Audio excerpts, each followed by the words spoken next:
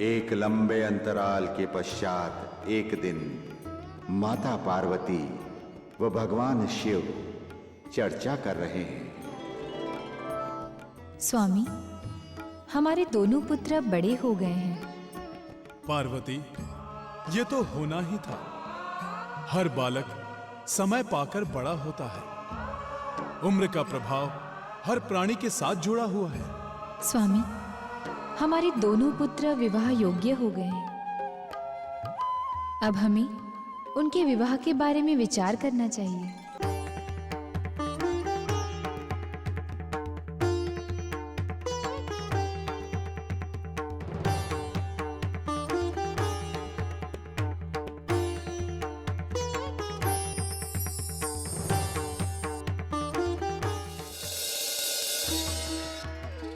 प्रणाम।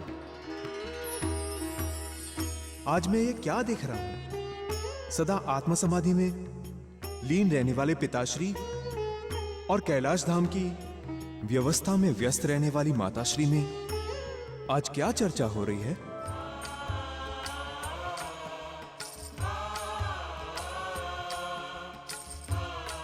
पुत्र गणेश, हम वही चर्चा कर रहे हैं जो हर माता पिता अपनी संतान के युवा होने पर करते हैं। मैं कुछ समझा नहीं माते।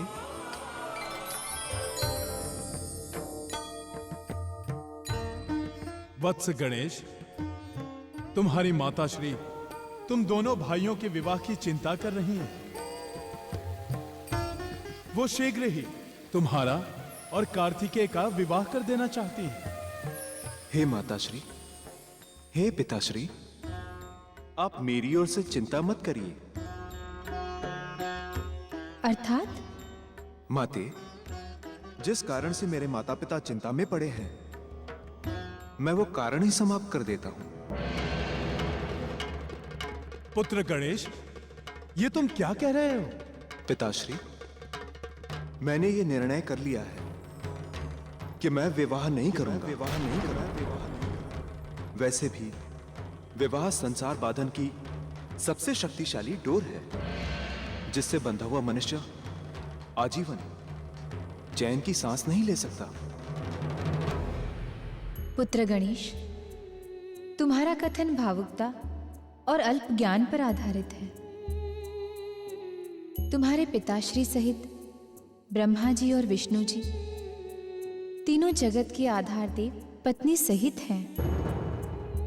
अर्थात नारी ही पुरुष की शक्ति होती है और शक्ति के बिना पुरुष अधूरा है। नारी के सहयोग से ही संसार यात्रा सरल और सहज हो पाती है।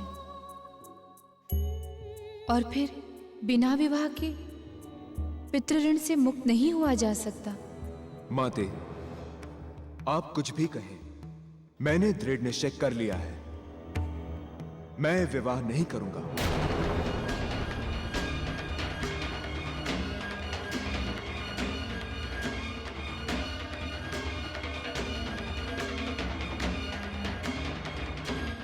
प्रणाम।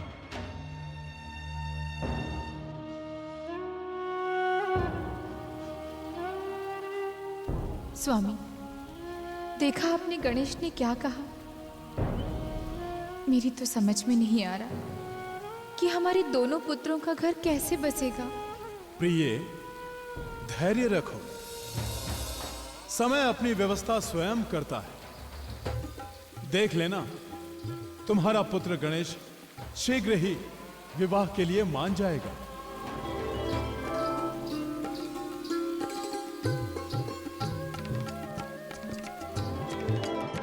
ओम नमः शिवाय। ओम नमः शिवाय। ओम नमः शिवाय।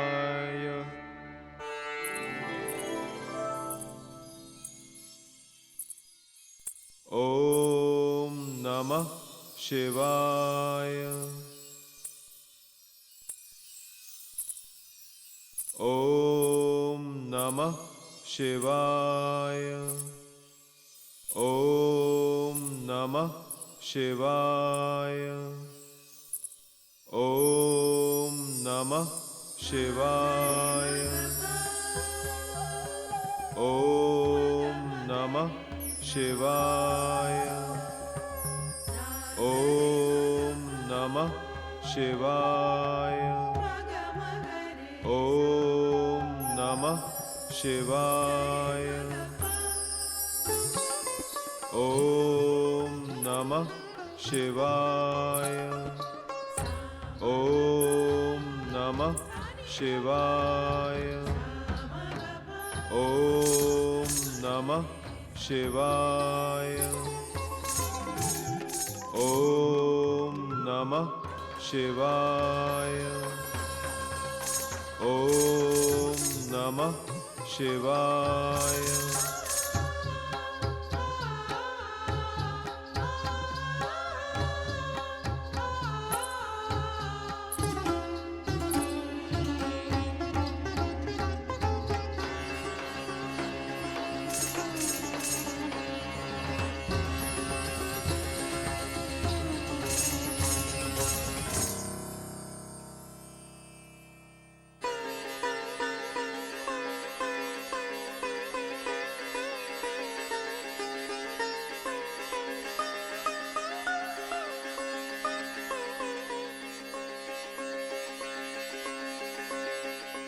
देवी, तुम कौन हो और यहां क्यों आई हो? मेरी ध्यान साधना में विघ्न उत्पन्न करके अच्छा नहीं किया तुमने। हे देव, मैं धर्मध्वज की पुत्री तुलसी हूँ। मेरी माता का नाम माधवी है। मैं अपने वर की खोज में यात्रा पर निकली थी। आपको देखकर लगा जैसे मेरी यात्रा का उद्देश्य पूर्ण हो गया है। अद्भुत तेज, सुदृढ़ शरीर, ध्यान में तल्लीनता और अद्वितीय सौंदर्य। ऐसा लगता है जैसे विधाता ने एक पूर्ण पुरुष घड़कर यहाँ बिठा दिया हो। देवी, तुम ये सब क्या बोल रही हो? मैं वही बोल रही हूँ जो एक नवयौवना को एक पूर्ण पुरुष के सामने बोलना चाहिए। देवी, अपनी मर्यादा में रहिए। किसी की ध्यान साधना में विघ्न उत्पन्न करना अमंगल कारक होता है। आप यहां से शीघ्र चली जाइए, यही आपके लिए हितकर होगा। अपने लक्ष्य को पाकर कभी कोई पीछे लौटा है श्रेष्ठवर? मैंने निश्चय कर लिया है कि आप ही मेरे लिए उपयुक्त पति हैं। कृपया मुझे अपनी अर्धांगिनी के रूप में स्वीकार कर मुझे धन्य करे देव। आपकी सोच निरर्थक है देवी। प्रथम तो मैंने विवाह न करने का निश्चय कर रखा है। दूसरे, मैं ये भली प्रकार जानता हूं कि विवाह करना जितना सरल है उतना ही कठिन है वैवाहिक जीवन का निर्वाह करना। अपने माता पिता की सेवा और आत्म साधना के अतिरिक्त मेरा कोई ध्येय नहीं है।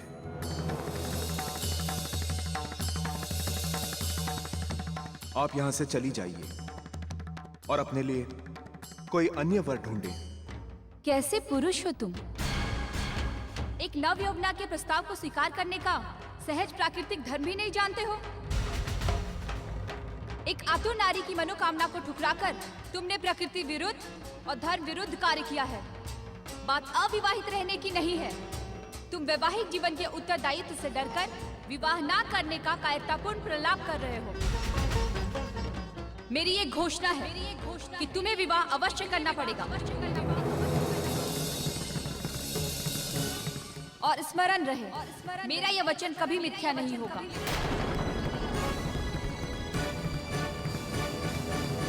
तुमने सहज नारी मर्यादाओं का उल्लंघन करके मुझ निरपराध को कठोर शाप दिया है। अतः तुम दंड की पात्र हो। मैं तुम्हें शाप देता हूं। तुम्हें जो भी पति प्राप्त होगा वो असुर होगा।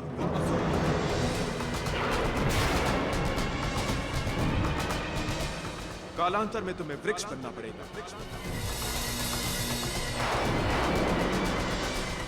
अर्थात तुम्हें वृक्ष की योनि प्राप्त होगी।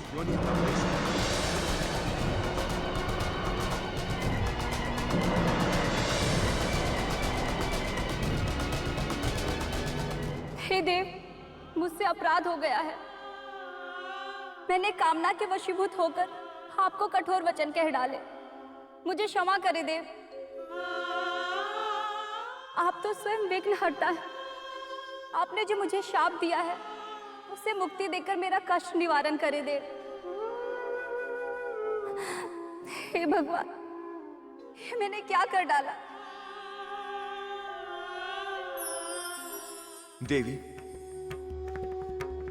तुम्हारे पश्चाताप और शुद्ध अंतःकरण से क्षमा मांगने पर मैं तुम्हें क्षमा करता हूं। मेरा शाप तुम्हारे लिए वरदान बनेगा। तुम कालांश में भगवान विष्णु की प्रिय बनोगी। वृक्ष वनस्पति में सर्वश्रेष्ठ तथा पूज्य मानी जाओगी। श्री हरि की पूजा तुम्हारे बिना पूर्ण नहीं मानी जाएगी। पृथ्वी लोक में तुम मनुष्य के तन, मन और आत्मा को पवित्र करोगे। और हां, तुमसे जो मेरे प्रति बड़ा अपराध हुआ है, इसीलिए सदैव तुम मुझसे त्याज्य रहोगी।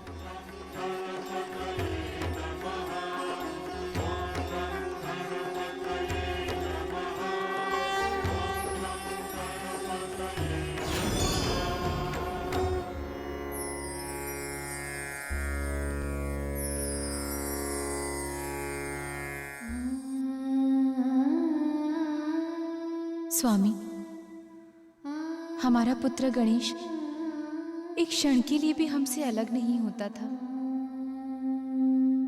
किंतु आज 2 दिन बीत चुके हैं और वो हमसे मिला तक नहीं। कहीं ऐसा तो नहीं कि वो विवाह की बात को लेकर हमसे रुष्ट है? पार्वती, चिंता मत करो। भावुकता अधिक समय तक व्यक्ति को प्रभावित नहीं रख सकती। विवाह की चिंता से व्यथित हुआ मन शांत होते ही पुत्र गणेश हमारे पास लौट आएगा।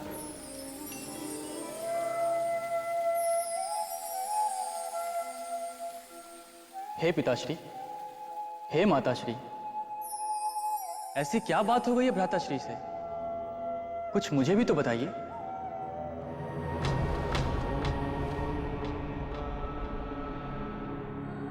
पुत्र, जब हमने गणेश से उसके विवाह के लिए चर्चा की तो उसने विवाह न करने का निर्णय सुनाकर हमें चिंतित कर दिया है। पार्वती के बहुत समझाने पर भी गणेश अपने निश्चय पर अटल रहा। संभवतः हमारे निर्णय को स्वीकार न करने से उसका मन खिन्न हुआ होगा और कुछ समय के लिए वो हमसे दूर चला गया। हे पिताश्री, हे माताश्री, आप चिंता ना करें। मैं शीघ्र ही भ्राताश्री को मनाकर आपके सम्मुख प्रस्तुत करूंगा। मुझे आशीर्वाद दीजिए। तुम्हारा कल्याण हो वत्स।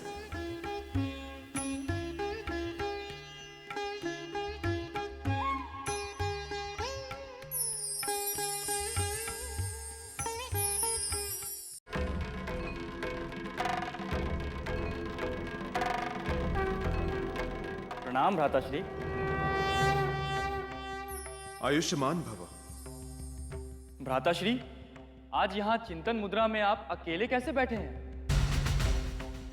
आपकी अनुपस्थिति में माताश्री बहुत चिंता कर रही हैं।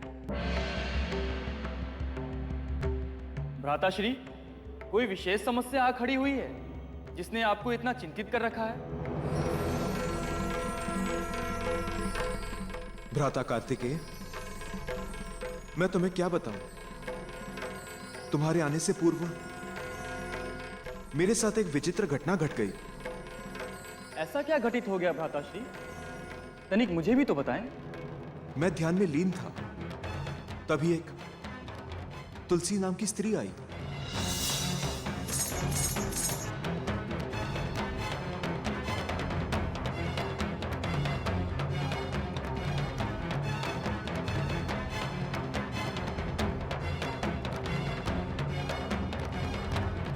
मेरी ये घोषणा है कि तुम्हें विवाह अवश्य करना पड़ेगा।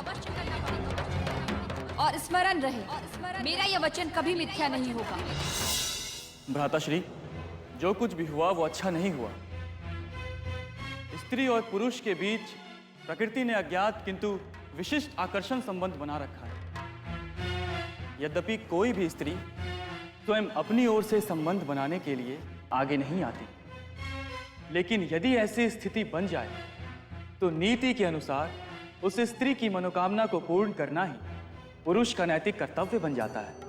कार्तिकेय, तुम्हारा तात्पर्य यह है कि मैं तुलसी से विवाह कर लेता? भ्राताश्री, मैं विवाह के लिए नहीं कह रहा। मेरी दृष्टि में तुलसी के मन को जो आपने ठेस पहुंचाई है वो उचित नहीं है। तुम्हारा कथन उचित हो सकता है कार्तिकेय, किंतु तुलसी ने तो अपनी स्त्री मर्यादा का उल्लंघन ही कर दिया। जिस प्रकार यह दृश्य प्रकृति अपने मौन और मर्यादा में रहती है, उसी प्रकार यह आवश्यक है कि नारी अपने स्त्री सुलभ शील संकोच की रक्षा करें। इसी में उसका हित सुरक्षित है। शील की मर्यादा में रहना ही नारी का रक्षा कवच है, और जो नारी इसका उल्लंघन करती है वो नारी दुर्घटना में जकड़ जाती है। भ्राताश्री, अब हमें इस विषय पर अधिक तर्क वितर्क न करते हुए स्थिति का विचार करना चाहिए। आपसे मेरी प्रार्थना है कि जो कुछ हुआ उसे विधि का विधान मानकर भूल जाइए और शीघ्र ही मेरे साथ माताश्री और पिताश्री के पास चलिए।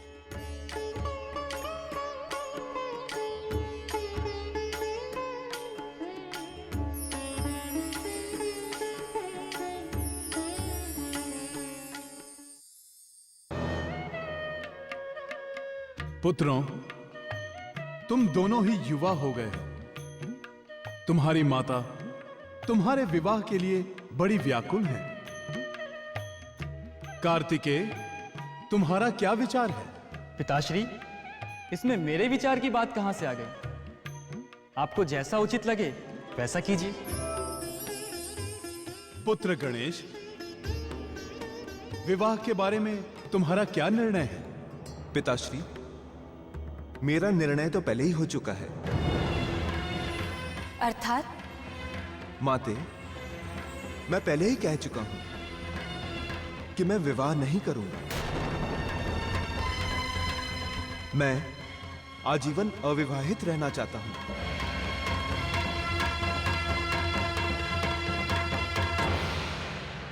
पुत्र, ऐसा कैसे हो सकता है?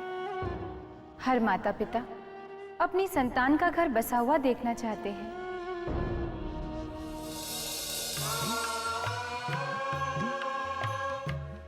अर्थात उसे गृहस्थ जीवन में प्रवेश देना, अन्य संस्कारों की तरह विवाह संस्कार करना हर माता पिता का कर्तव्य ही नहीं, उत्तरदायित्व होता है। पुत्र, पितृ ऋण से मुक्ति के लिए विवाह करना एक आवश्यक धर्म कर्तव्य है पुत्र, जो तुम्हें स्वीकारना ही होगा।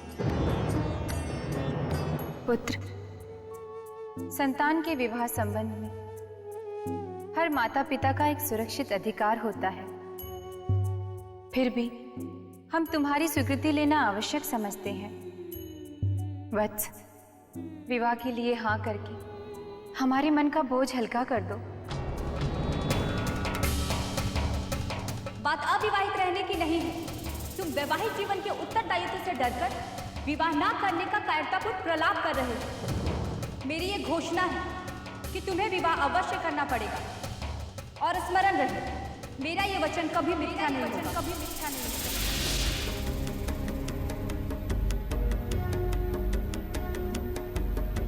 पुत्र, तुमने हमारे कथन का उत्तर नहीं दिया। पिताश्री, माताश्री, यद्यपि मेरा निर्णय अविवाहित रहने का है, किंतु आपकी भावना का अनादर मैं नहीं कर सकता। शास्त्रकारों का मत है कि माता पिता से बड़ा हितैषी संसार में और कोई नहीं है। आपके आदेश के समक्ष मेरा निर्णय कोई मूल्य नहीं रखता। जैसा आप उपयुक्त समझें वैसा करें। पुत्रों, तुम दोनों ने हमारी इच्छा का सम्मान करते हुए विवाह के लिए सहमति दी, इससे हम अति प्रसन्न हैं। हम दोनों शीघ्र ही तुम्हारे लिए सुंदर, सुशील और कुलीन वधुओं की खोज करेंगे।